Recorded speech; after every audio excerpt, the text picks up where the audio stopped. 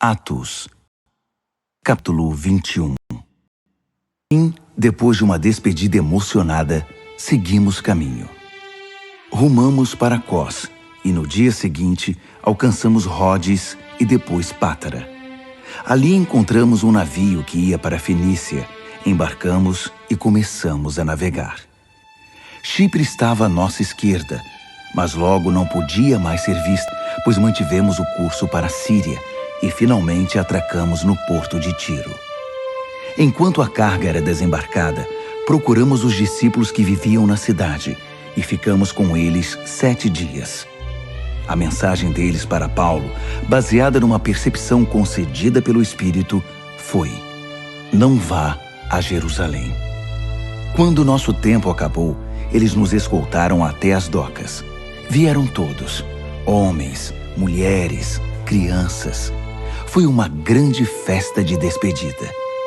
Ajoelhamo-nos na praia e oramos.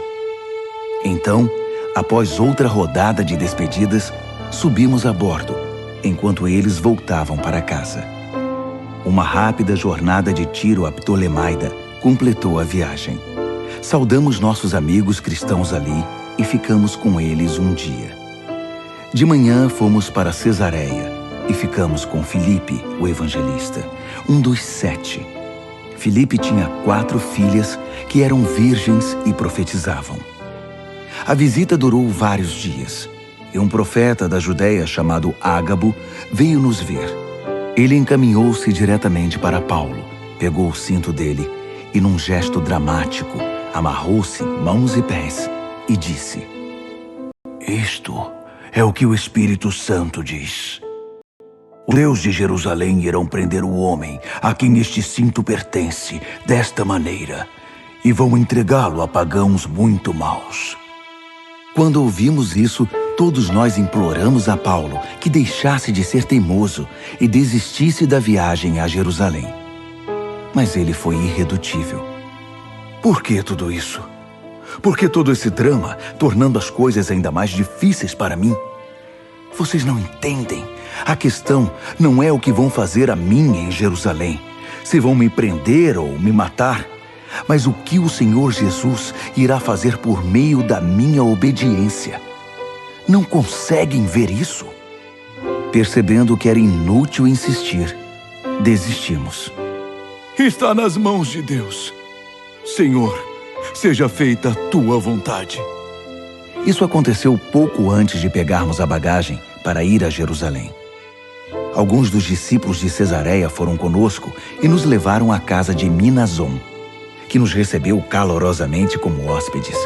Natural de Chipre, ele era do grupo dos discípulos mais antigos. Em Jerusalém, nossos amigos nos receberam de braços abertos, com muita alegria. Logo na manhã seguinte, fomos levar Paulo para ver Tiago. Todos os líderes da igreja estavam lá. Depois das saudações e de conversar um pouco, Paulo contou em detalhes o que Deus havia feito entre os não-judeus pelo seu ministério. Eles ouviram com prazer e deram glórias a Deus. Eles também tinham uma história para contar. "Vejam o que está acontecendo aqui. Milhares e milhares de judeus consagrados a Deus passaram a crer em Jesus. Mas há também um problema. Eles estão mais zelosos do que nunca em observar as leis de Moisés. E ouviram dizer que vocês aconselham esses judeus que vivem cercados por gente de outros povos a se afastar de Moisés, afirmando que eles não precisam circuncidar os filhos nem guardar as tradições. Isso desagradou muito a todos eles. Estamos preocupados com o que poderá acontecer quando descobrirem que você está na cidade. Isso vai dar problema. Aqui está o nosso conselho.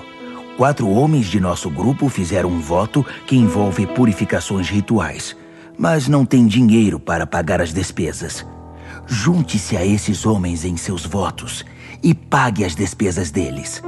Assim, todos vão ficar convencidos de que não há verdade nos boatos que circulam a seu respeito e que você é de fato zeloso das leis de Moisés.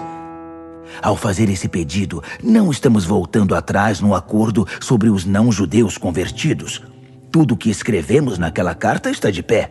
A saber, o cuidado em não se envolver em nenhum tipo de idolatria, em não servir comida ofensiva aos judeus cristãos, como é o caso do sangue e da carne ritualmente impura, e em guardar a pureza moral no sexo e no casamento.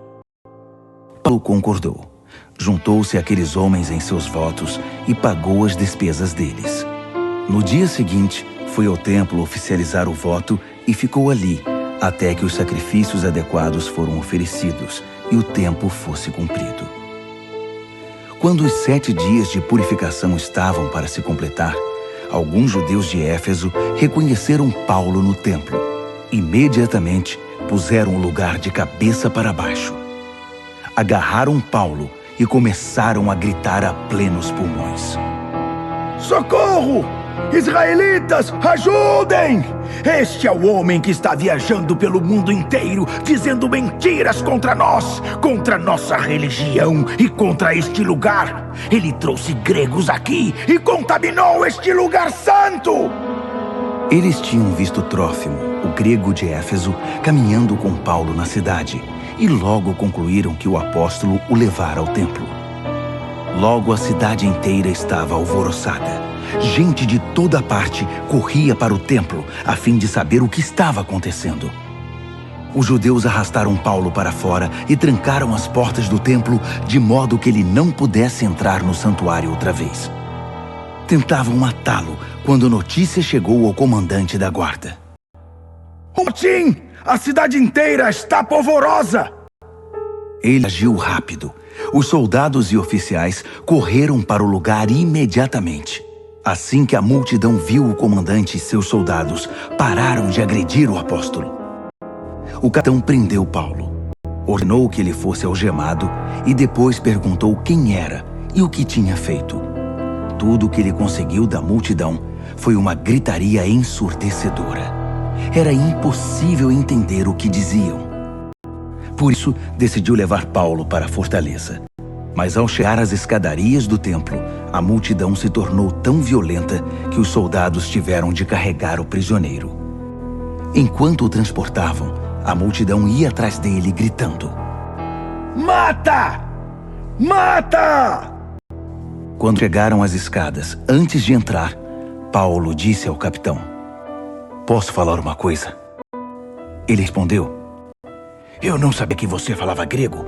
Pensei que fosse o egípcio que há pouco tempo iniciou uma rebelião aqui e se escondeu no deserto com 4.000 bandidos. Paulo respondeu: Não, eu sou judeu nascido em Tarso. Ainda sou um cidadão daquela cidade influente e tenho um pedido simples. Permita que eu fale à multidão. Em pé na escada, Paulo virou-se e levantou os braços. A multidão silenciou quando ele começou a falar em hebraico.